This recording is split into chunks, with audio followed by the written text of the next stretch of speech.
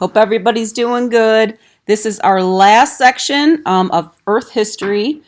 So make sure you have started to study for the benchmark, which is going to be not next week, but the following week. All right, please try to say some of these big words out loud. I'm going to explain what they are, but remember, every time you say them out loud, it just helps put it in your brain.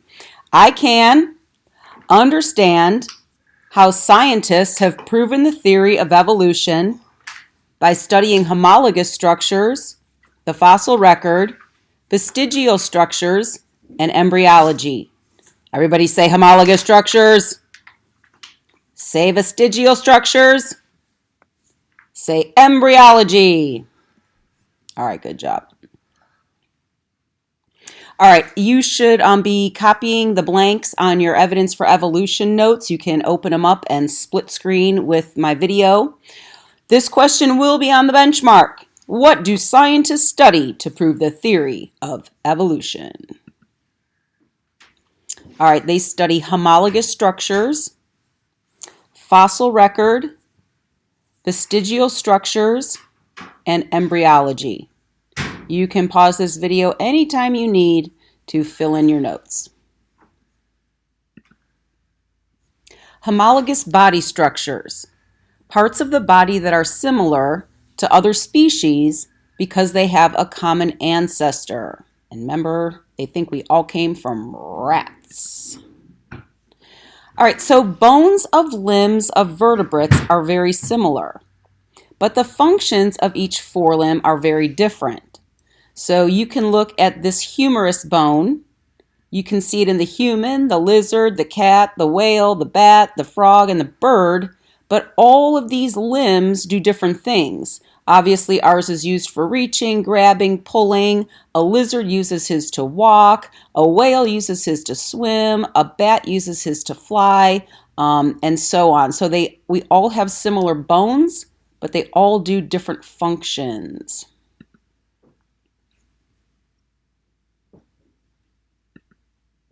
The understanding of homologous structures is vital to our understanding of evolutionary biology. Let's break down the word homologous as it will help us to understand the meaning of the word. The prefix homo comes from the Latin word meaning same, and the suffix logi also has Latin roots and means to study. When combined, the word homologous structures refers to the study of anatomical structures that are similar between different organisms. Although they are similar structurally, they tend to have different functions. Let's look at an example. Look at the arm of a human, the leg of a lizard, the leg of a cat, the fin of a whale, the wing of a bat, and the leg of a frog. It is obvious that these are all different species. We have amphibians, reptiles, and mammals here, and from the outside it may be hard to see the many similarities they have. In fact, we know that the arm of a human has a different purpose than the wing of a bat or the fin of a whale, but we must look deeper in order to see the similarities. If we look past the skin and look at the bone structure of these organisms, this is where we can start to see the similarities. Why would the fin of a whale, which is used for swimming, have bones that look like fingers? Why would the bone structure in the wing of a bat, which is used for flying, be similar to that of a human? These are homologous structures. The anatomy is similar, but their function is different. We can use this information to help develop relationships between species with the idea that we have common ancestors. This is one of the pieces of evidence that is used to support evolution, the idea that species change over time. If there is enough change that the new organisms would not reproduce with the older ones, then a new species has developed. Homologous structures are used as evidence to show similarities between species in order to support the idea of evolution. Developing relationships. Oh, wasn't that a cute kitty kitty? All right, fossil records shows how different groups of organisms have changed over time. Your pencil or your finger should be moving on your iPad. I guess if you want to print out the notes, you can. We've talked a lot about the fossil record, so I'm not going to go into a lot of detail, but remember we learned from relative dating. Oh gosh, what's the other one? Relative dating. Oh, well, I'll think of it in a second. Absolute dating, relative dating, absolute dating, law of superposition, carbon 14 dating. So all you have to do is just kind of review your notes for that one.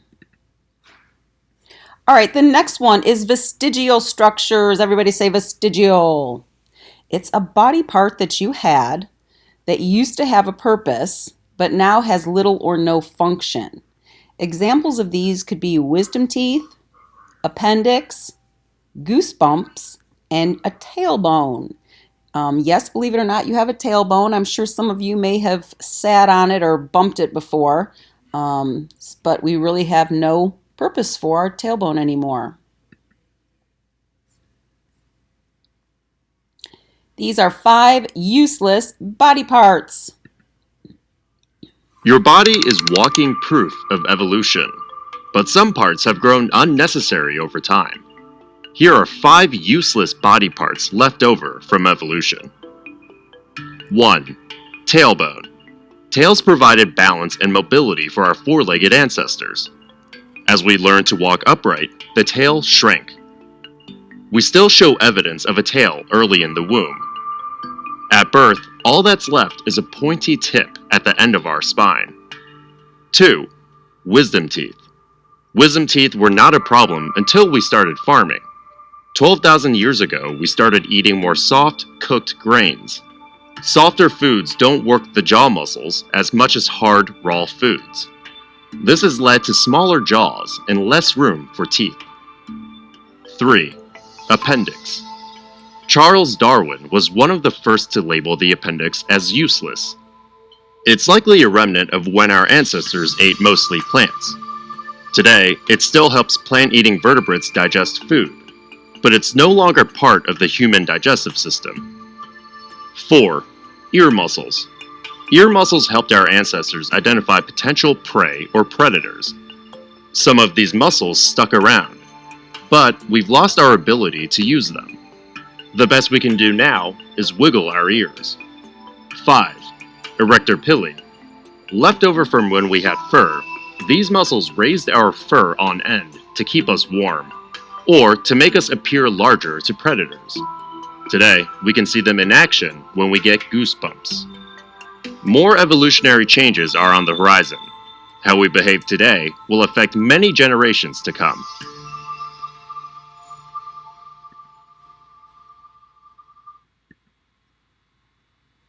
All right, and the last part is embryology. This is pretty weird. I never knew that this existed until I started teaching 8th grade. Remember, an embryo is an unborn or unhatched offspring in the stages of development. So this can be in the womb, live births, or also if you're going to lay eggs. Pencil should be moving or filling in your notes. All right, so here we have 5 different animals that are as fetuses as they first start to develop in the womb. And believe it or not, we all have these little gill slits. So this animal has a gill slit, this one has a gill slit, and lottie. Then we all have tails. Now I want you to look at these because they're all going to develop into different animals. All right, so this is like the beginning stages. And then this would be a little bit later. So you can see this one is developing into some sort of lizard. But these other ones, you really can't tell them apart yet. The tail on this one has gotten much smaller.